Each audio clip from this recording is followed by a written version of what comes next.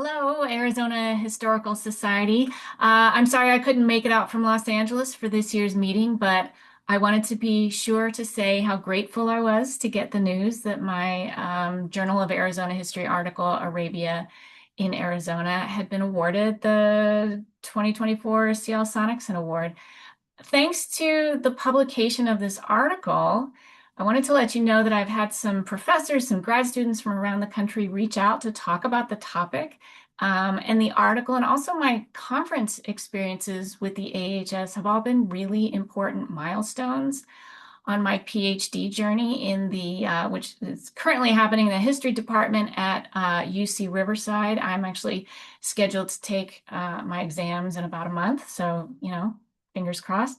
So I had started researching the history of zoos in the West, the American West, in a master's program some years ago, and that led me to the story of the establishment of the Phoenix Zoo and what turned out to be this very swashbuckling story of Operation Oryx and the species survival plan for the Arabian oryx that has connected Arizona and the Arabian Peninsula to this day. I thought this was such an interesting and unique story, and I started researching it actually during the pandemic, right, when nothing was open.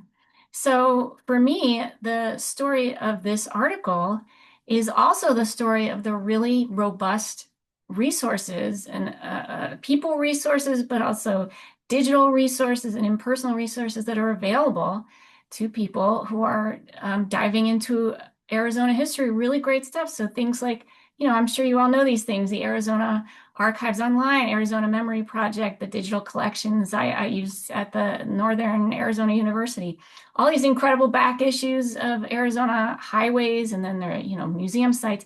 And of course, the AHS collections. These were all really invaluable and interesting resources. And then I was very fortunate to work on the Oryx article with David Turby, and also with Chris Bradley and the readers who gave really, really helpful and pointed comments.